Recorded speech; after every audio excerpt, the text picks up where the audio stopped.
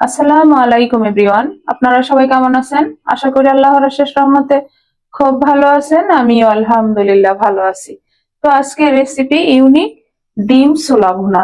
এই ছোলা ভুনা করার জন্য এখানে আমি হাফ কিলো ছোলা ওভারনাইট ভিজায় রাখছি। ভিজায় তারপরে এই যে সিদ্ধটা করে নিছি, দেখেন একেবারে সিদ্ধ হয়ে গেছে। তো সিদ্ধটার আমি আপনাদের সাথে শেয়ার করলাম না, সিদ্ধ আমরা সবাই করতে পারি, তাই না? তো এখন ভুনাটা শুরু করব। এর জন্য এই যে এখানে একটা ফ্রাই প্যান বসাই দিছি আর চুলাটাও জ্বালাই দিছি। এখন দিয়ে দিব আমি 3 চামচ তেল। বিসমিল্লাহির রহমানির রহিম।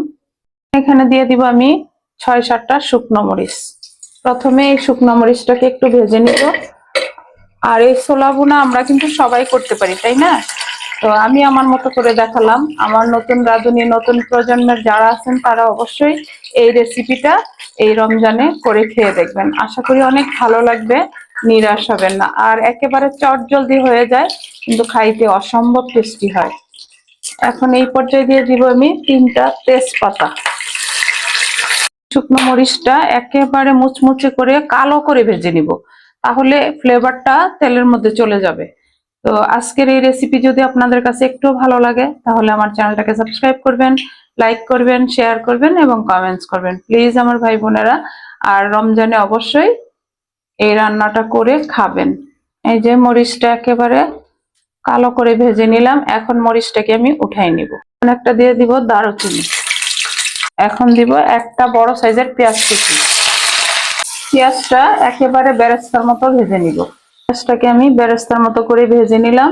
মাশাআল্লাহ, অনেক সুন্দর একটা ফ্লেভারও চলে আসছে। এখন এখান থেকে একটু উঠায় রাখবো আমি। 1 চামচ আদা রসুন। এই আদা রসুন পেস্টটাকে একটু আমি তেলে ভেজে নিব। এখন দিব আমি স্বাদ মতো লবণ। হাফ চামচ দিব হলুদ গুঁড়া। হাফ চামচ দিব মরিচ গুঁড়া। ঝাল যে যতটুকু খান অতটুকু দিয়ে দিবেন। আর হাফ চামচ দিব ধনে গুঁড়া দিয়ে এখন মশলাটাকে ভালোভাবে কষাই নিব। আর এখন এখানে দিয়ে দিব একটা আলু এইভাবে কেটে নিছি। এখন আলুটাকে মশলার সাথে ভালোভাবে একটু কষাই নিব। ঢাকনাটা উঠিয়ে নিতেছি। মাশাআল্লাহ, আলুটা মশলার সাথে ভালোভাবে কষানো হয়ে গেল। এই পর্যায়ে আমি দিয়ে দিব এই ছোলাগুলা। এই যে দিয়ে দিলাম। একেবারে সহজ ভাবে আমি রেসিপিটা শেয়ার করলাম, যাতে আপনারা সবাই এই রমজানে একেবারে চট জলদি বানাই নিতে পারেন। রমজানে তো আমরা শুধু খাবার নিয়ে ব্যস্ত থাকলে হবে না, তাই না? এখন ঢাকনাটা দিয়ে দিব 5 মিনিট, একটু ছোলা আর আলুটা ভালোভাবে কষাবো। এই যে 5 মিনিট কষায় নিলাম। মাশাআল্লাহ, অনেক সুন্দর ফ্লেভারও চলে আসছে। এখন এখানে আমি এই যে 2টা মিডিয়াম সাইজের টমেটো কুচি করে রাখছি, সেটা দিয়ে দিব। এবার ভালোভাবে মিশাই দিব। আবার ঢাকনাটা দিয়ে দিব। ঢাকনাটা উঠায় এখন নেড়ে চেড়ে শুধু রান্নাটা করব। এই যে দেখেন, ছোলাটা কিন্তু আঠালো হয় নাই, ঝরঝরা। যদি আমরা এইভাবে আলুটা কাঁচা কেটে রান্না করি তাহলে কিন্তু ছোলা আঠালো হয় না। এখন এই পর্যায়ে আমরা কি করতে পারি, একটা আলু সিদ্ধ করে এইভাবে ভেঙে দিব, তাহলে আমাদের ছোলা আঠালো হয়ে যাবে। এই টিপসটাও আমি আপনাদের সাথে শেয়ার করলাম। তো প্লিজ আমার নতুন রাঁধুনিরা যারা আছেন তারা অবশ্যই এই টিপসটা ফলো করে ছোলা বানাবেন। দিয়ে দিব আমি 1 চামচ জিরা গুঁড়া। ভাজা জিরা গুঁড়াটা দিয়ে দিলাম। এই পর্যায়ে দিব আমি 4টা কাঁচামরিচ কুচি। কাঁচামরিচটা ভালোভাবে মিশিয়ে নিব। এই যে দেখেন, অলমোস্ট হয়ে গেল আমার ছোলা ভুনা। দেখতে যেমন লোভনীয়, খাইতেও কিন্তু অসম্ভব টেস্টি হয়েছে। আমি একটু চেখে দেখছি। এখন এই যে দেখেন, যারা আমার এই ভিডিওটা দেখছেন তারা তো দেখছেন যে আমি কিভাবে স্পেশাল মশলাটা বানাইছি, এই বিশেষ করে ছোলার জন্য। পুরো রমজান জুড়ে খাবো, সেটার থেকে দিয়ে দিব এই যে 1 চামচ।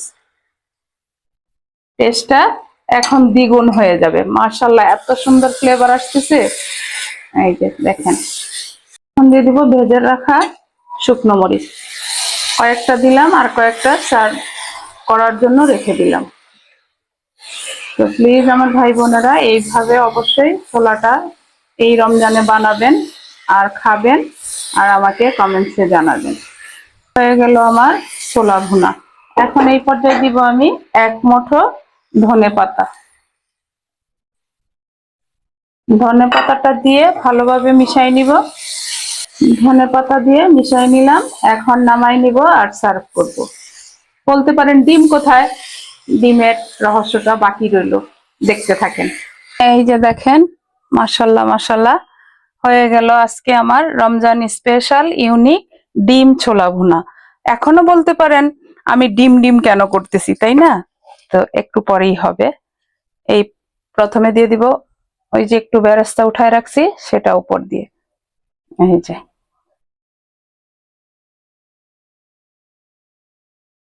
এখন দিব সেই ডিম। এই যে এখানে 2টা ডিম আমি একটু গ্রেট করে নিছি। এখন ডিমটা উপর দিয়ে দিয়ে দিব।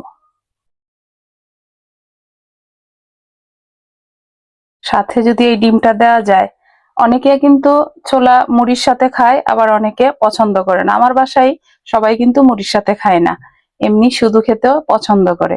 তাদের জন্য এই ডিমটা থাকলে আরো ভালো লাগবে। এখন আবার দিব একটু পেঁয়াজ বেরেস্তা। মাশাল্লাহ, দেখতেই কিন্তু মন ভরে যাচ্ছে, তাই না? এখন এইখানে আমি এই যে কয়েকটা শুকনো মরিচ উঠায় রাখছি, সেটা দিয়ে দিব। এখন এটা সাজানোর কাজও করবে, আর যে খেতে চায় সে নিয়ে খেতেও পারবে। তো যাই হোক, আজকে আমার একেবারে অল্প সময় অল্প উপকরণ দিয়ে চট জলদি আমি ছোলা ভুনাটা আপনাদের সাথে শেয়ার করলাম। তো আজকে এই ডিম ছোলা ভুনা কার কার পছন্দ হলো অবশ্যই জানাবেন আর খাবেন। তা আমি আপনাদের কাছ থেকে বিদায় নিব, আবার নতুন কোনো রেসিপি নিয়ে আসবো। আল্লাহ হাফিজ।